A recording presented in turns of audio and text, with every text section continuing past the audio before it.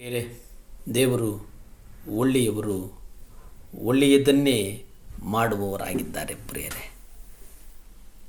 ಯೇಸು ಮಾಡಬೇಡಿರಿ ಎಂಬುದಾಗಿ ನಮ್ಮನ್ನು ಎಚ್ಚರಿಸಿದ ಎರಡು ವಿಷಯಗಳು ಏನಪ್ಪ ಅಂತಂದರೆ, ಪ್ರಾರ್ಥಿಸುವಾಗ ಅನ್ಯ ಜನರು ಮಾಡುವಂತೆ ಪದೇ ಪದೇ ಹೇಳೋದು ಬೇಡ ಒಂದು. ಎರಡನೇದು, ಪ್ರಾರ್ಥನೆಯಲ್ಲಿ ದೇವರು ನೋಡುವುದು ಅದು ಎಷ್ಟು ದೀರ್ಘವಾಗಿದೆ ಎಂದಲ್ಲ, ಅಂದರೆ ನಮ್ಮ ಹೃದಯದ ಹಂಬಲ ಏನು ಎನ್ನುವುದನ್ನು ಖಾತ್ರಿಪಡಿಸಿಕೊಳ್ಳಿ ಎಂಬುದು.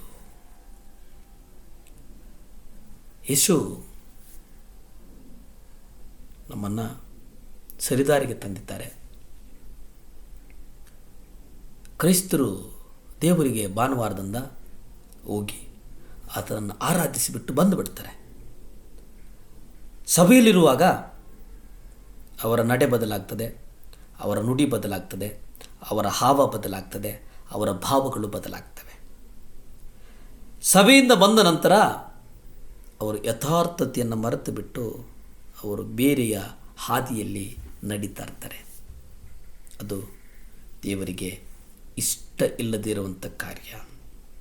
ಅಂದರೆ ದೇವರಿಗೆ ಇಷ್ಟ ಇಲ್ಲದಿರುವಂಥ ಕಾರ್ಯದಲ್ಲಿ ನಡೆಯುವಂಥವರು ಪ್ರಾರ್ಥನೆಯಲ್ಲಿ ಭರವಸೆ ಇಡುವುದಾದರೂ ಹೇಗೆ ಎನ್ನುವಂಥದ್ದನ್ನು ನಾವು ಇಲ್ಲಿ ಅರ್ಥ ಮಾಡಿಕೊಳ್ಳಬೇಕು.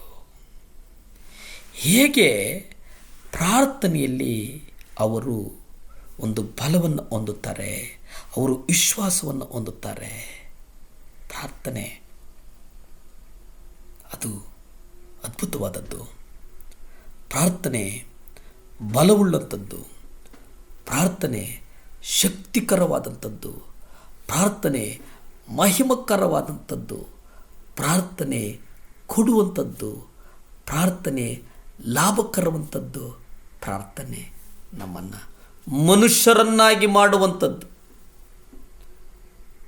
ನಮ್ಮನ್ನು ಪ್ರಾರ್ಥನೆ ಮನುಷ್ಯರನ್ನಾಗಿ ಮಾಡುತ್ತದೆ ಎನ್ನುವಂಥದ್ದನ್ನು ನಾವು ಗ್ರಹಿಸಬೇಕಾಗಿದೆ ಪ್ರಿಯರೇ.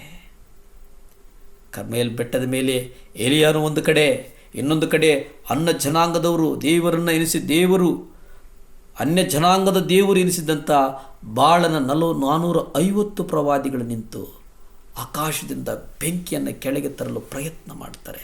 ಅದನ್ನು ನೆನಪು ಮಾಡಿಕೊಳ್ಳಿ. ಬಾಳನ ಪ್ರವಾದಿಗಳು ಒಂದು ದೊಡ್ಡ ಪ್ರಾರ್ಥನಾ ಸಭೆಯನ್ನು ನಡೆಸಿ ಅವರು ಮೇಲಿಂದ ಮೇಲೆ ಪ್ರಾರ್ಥಿಸಿ ಜೊತೆಗೆ ಜಿಗಿದು ನಾಟ್ಯವಾಡಿ ಕೂಗಾಡಿ ಮೈಯೆಲ್ಲ ಒಡ್ಕೊಂಡು ಓ ಎಂಬುದಾಗಿ ಭೋರ್ಗರಿಯುವ ಶಬ್ದದಲ್ಲಿ ಪ್ರಾರ್ಥಿಸ್ತಾರೆ. ಆದರೆ ಅಲ್ಲಿ ಬೆಂಕಿ ಬರಲಿಲ್ಲ. ಅವರ ಹೃದಯಗಳನ್ನು ಅರಿತಿದ್ದ ದೇವರು ಅವರ ಉದ್ವೇಗದ ಪ್ರದರ್ಶನಗಳಿಂದ, ಏರು ಧ್ವನಿಗಳಿಂದ, ಚೀರಾಟಗಳಿಂದ ಪ್ರಭಾವಿತರಾದರಾ? ಇಲ್ಲ. ಇದೇ ರೀತಿಯಾಗಿ ಇವತ್ತು ನಾವಿದ್ದೇವೆ. ನಾವು ಇದೇ ರೀತಿಯಾಗಿ ಇದ್ದೇವೆ. ಆದರೆ ಎಲಿಯ ಅದೆಲ್ಲವನ್ನು ಮುಗಿದ ನಂತರ ಪ್ರಾರ್ಥಿಸ್ತಾನೆ. ಅವನ ಪ್ರಾರ್ಥನೆ ಎಷ್ಟೋ ಗಂಟೆಗಳಾಗಿದೆ ಇರಲಿಲ್ಲ. ಒಂದು ನಿಮಿಷದಲ್ಲೇ ಅವನ ಪ್ರಾರ್ಥನೆ ಕೊನೆಗೊಳ್ತದೆ. ಒಂದೇ ಒಂದು ನಿಮಿಷದಲ್ಲಿ ಆ ಪ್ರಾರ್ಥನೆ ಬೆಂಕಿಯನ್ನು ಭೂಮಿಗೆ ತರುತ್ತದೆ.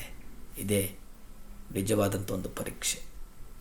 ನಿಮ್ಮ ಪ್ರಾರ್ಥನೆ ಒಂದು ನಿಮಿಷವೋ ಇಡೀ ರಾತ್ರಿಯೊಂದಲ್ಲ, ಆದರೆ ದೇವರಿಂದ ಅದಕ್ಕೆ ಉತ್ತರ ಸಿಗುವುದೋ ಇಲ್ಲವೋ ಎನ್ನುವುದು. ಅದಕ್ಕೆ 1 ಸಾಮುವೇಲ 16ನೇ ಅಧ್ಯಾಯ 7 ನಾವು ನೋಡ್ತೇವೆ. ಕರ್ತನು ಮನುಷ್ಯರಂತೆ ಹೊರಗಿನ ತೋರಿಕೆಯನ್ನು ನೋಡದೆ ಹೃದಯವನ್ನು ನೋಡುವವನಾಗಿದ್ದಾನೆ. ದೇವರು ನಮ್ಮ ಹೃದಯವನ್ನು ನೋಡುವವರಾಗಿದ್ದಾರೆ. ಯಾಕೋಬ 5ನೇ ಅಧ್ಯಾಯ 16ರಲ್ಲಿ ನಾವು ನೋಡ್ತೇವೆ, ನೀತಿವಂತನ ಅತ್ಯಾಸಕ್ತಿಯುಳ್ಳ ವಿಜ್ಞಾಪನೆಯು ಬಹು ಬಲವಾಗಿದೆ. ಯಾಕೋಬನು ಉಲ್ಲೇಖಿಸ್ತಾನೆ, ಏಲಿಯನಿಗೆ ಉತ್ತರ ಸಿಗ್ತದೆ. ದೇವರು ನಮ್ಮ ಪ್ರಾರ್ಥನೆಗಳಿಗೆ ಉತ್ತರಗಳನ್ನು ಕೊಡುತ್ತಾನೆ. ಪ್ರಾರ್ಥಿಸಿಕೊಳ್ಳೋಣ. ಭೂಮಿ ಆಕಾಶಗಳನ್ನು ಉಂಟು ಮಾಡಿದಂಥ ಸರ್ವಶಕ್ತನಾದಂಥ ದೇವರೇ ಸ್ತೋತ್ರಪ್ಪ. ಯೇಸಪ್ಪ ಸಹಾಯ ಮಾಡಪ್ಪ. ಪರಿಶುದ್ಧಾತ್ಮ ದೇವರೇ ಸಹಾಯ ಮಾಡು ಸ್ವಾಮಿ. ರಾಜಾದಿರಾಜನೇ ಸಹಾಯ ಮಾಡು ಸ್ವಾಮಿ. ಯೇಸುವೆ, ಮಕ್ಕಳು ಯಾರ್ಯಾರು ಪರೀಕ್ಷೆ ಬರೀತಾ ಇದ್ದಾರೋ ಅವರೆಲ್ಲ ನಿಮ್ಮ ಕರಗಳಿಗೊಪ್ಪಿಸಿ ಪ್ರಾರ್ಥಿಸ್ತೇನೆ ದೇವರೇ. ಅವ್ರಿಗೊಂದು ವಿಶೇಷವಾದಂಥ ಜ್ಞಾನವನ್ನು ಕೊಡಪ್ಪ. ನೀವು ಮಕ್ಕಳೊಟ್ಟಿಗೆ ಹೋಗಿ ಮಕ್ಕಳೊಟ್ಟಿಗೆ ಅಪ್ಪ ಯೇಸುವೆ ಪರೀಕ್ಷೆ ಬರೆಯೋದಕ್ಕೆ ನೀವು ಸಹಾಯ ಮಾಡ್ತಿರಂತ ನಾನು ಬಲವಾಗಿ ನಂಬ್ತೇನೆ. ಆಶೀರ್ವದಿಸಪ್ಪ ಮಕ್ಕಳನ್ನು, ಬಲಪಡಿಸಪ್ಪ ಮಕ್ಕಳನ್ನು, ಸ್ಥಿರಪಡಿಸಪ್ಪ. ಸ್ತುತಿ ಘನ ಮಾನ ಮಹಿಮೆ ನಿಮ್ಮೊಬ್ಬರಿಗೇ ಸಲ್ಲಿ ತಂದೆ.